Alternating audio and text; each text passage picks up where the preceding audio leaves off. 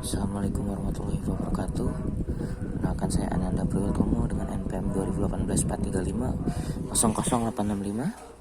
Di sini saya akan menjelaskan tentang catatan metode numerik. Oke, kita mulai. Pertama, dimulai dari metode eliminasi Gauss. Ya, bisa dilihat di sini.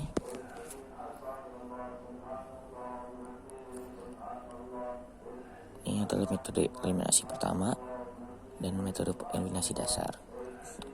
Dilanjutkan dari metode eliminasi Gauss-Jordan.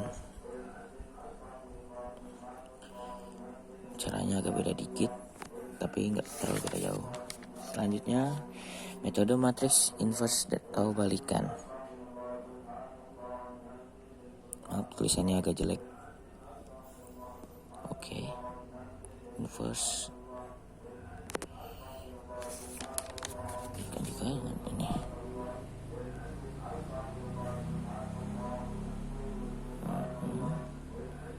Selesai.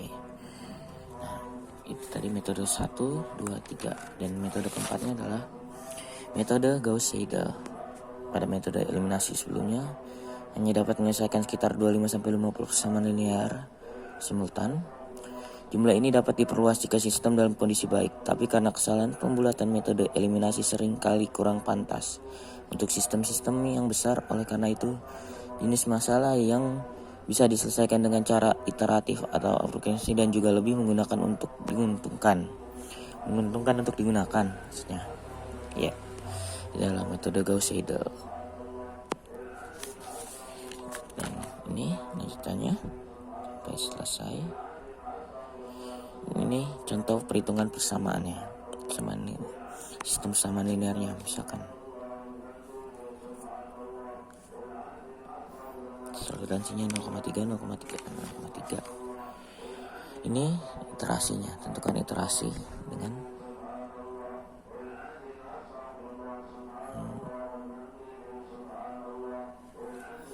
dan ini sampai selesai iterasi ketiga.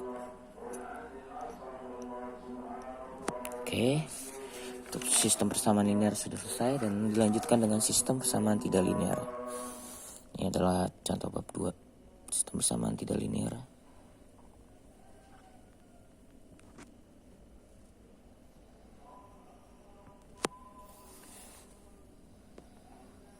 Ini metode-metode yang ada di sistem persamaan tak linear. Salah satunya metode tertutup dan metode terbuka. Metode tertutup ada metode biseksi dan regulasi faksi. Metode terbuka ada metode Newton-Raphson, scan, iterasi, titik tap. Baik, ini metode bagi dua biseksi. Atau bisa dibilang metode tertutup, salah satu metode tertutup. Ini caranya.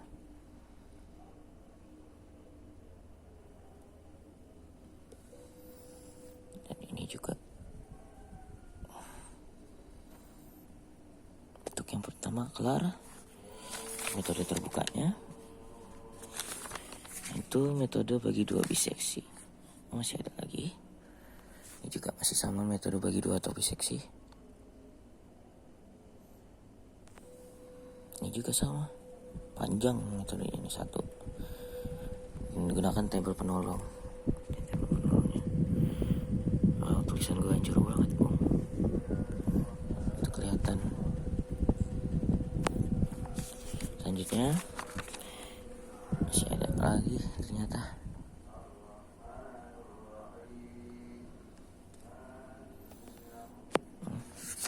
Oh, kita skip ke metode selanjutnya.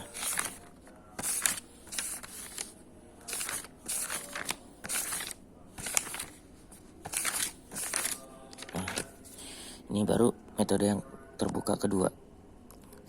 Metode regulasi falsi di dalam sistem persamaan non-linear merupakan cara untuk menentukan solusi akar persamaan atau sistem persamaan non-linear dengan cara memanfaatkan kemiringan dan selisih tinggi dari selang regulasi falsi. Prinsipnya hampir sama dengan metode bagi dua atau biseksi, namun beda di rumus titik C-nya.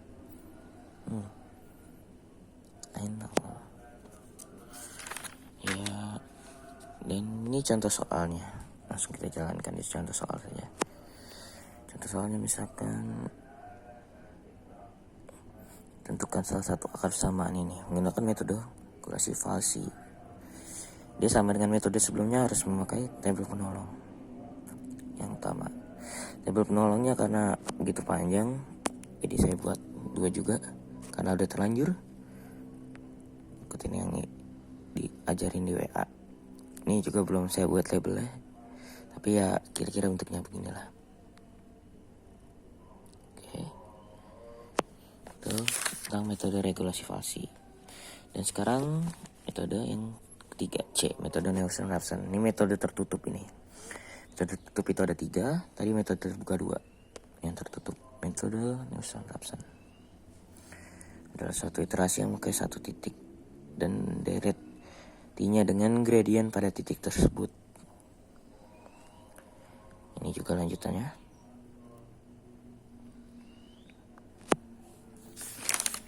Dan selesai. Metode Nielsen-Rapson selesai. Selanjutnya metode scan. Begitu panjang metode scan, persamaannya hampir dekat dengan metode Nielsen-Rapson. Namun yang membedakannya adalah dalam menghitung turunan fungsinya.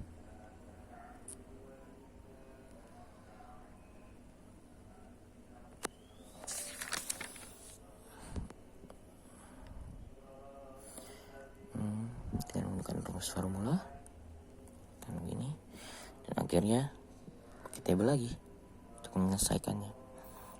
Ini cukup dicari yang paling mendekati 0 ya. Kalau udah kayak gini nih ya, 0 0 0 0 0 0, nah, itu udah cukup tandanya. Siap, dilanjutkan dengan interpolasi. Wow, interpolasi dalam metode dalam mencari nilai suatu fungsi yang tidak diketahui di antara beberapa titik fungsi yang diketahui.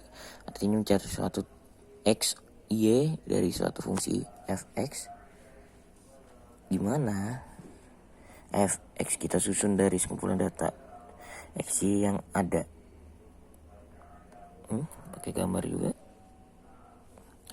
Dan ini lanjutannya. Sebentar.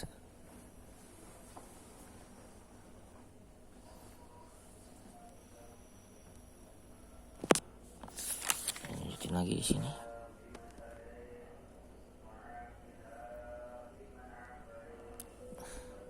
Datanya di sini dan selesai.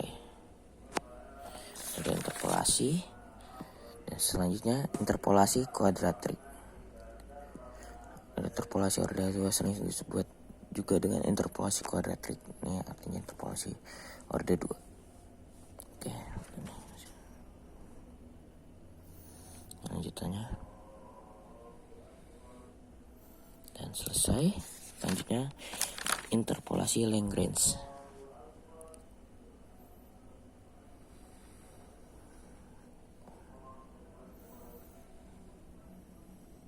Tulisannya agak jelek banget sampai susah dibaca cuy. Selesai untuk interpolasi Lagrange-nya. Lanjutkan dengan interpolasi beda Newton.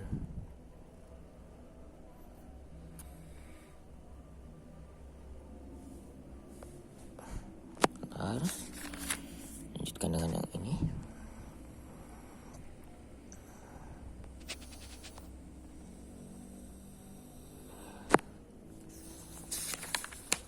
Dan dengan ini. Garis relatifnya 0,96. Garis relatif itu artinya ada kemungkinan error 0,96. Oke. Satu buku ini kita habis selesai. Untuk tahap kedua di buku yang satunya lagi. Oh iya. Tahap kedua adalah integrasi numerik. Udah masuk ke integrasi kita. Bisa dilihat.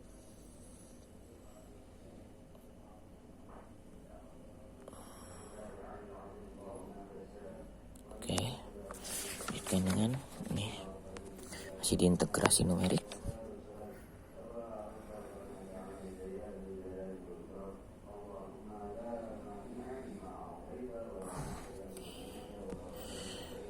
Ini juga diintegrasi numerik. Dan selanjutnya kita masuk ke perhitungannya. Ini perhitungan integralnya, contohnya ya. Dan selanjutnya di integrasi numerik, metode kedua, metode Simpson. Ini adalah metode Simpson.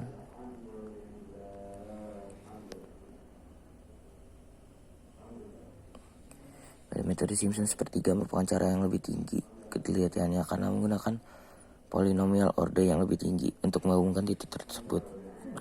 Ini rumusnya. Ini cara-caranya. Oke, dilanjut. Ini juga masih cara-caranya untuk sampai selesai. Digalat relatifnya 0,22. Oke. Selanjutnya di persamaan diferensial biasa atau PDB.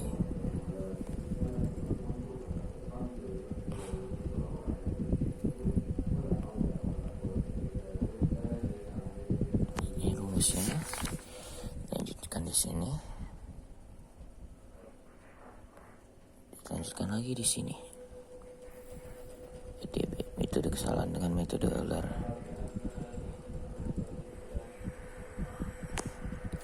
Dan persenan kesalahan minus 125%.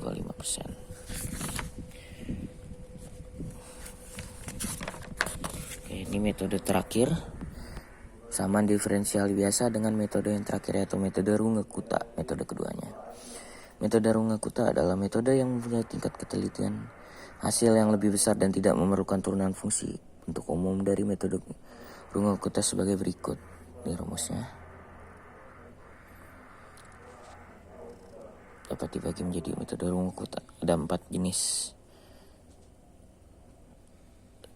Metode Runge-Kutta yaitu ini di stat ini cat ini cuma dibahas satu, metode order Kutta order 3.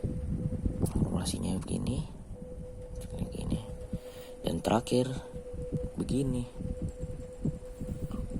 Selesai. Waalaikumsalam warahmatullahi wabarakatuh. Terima kasih.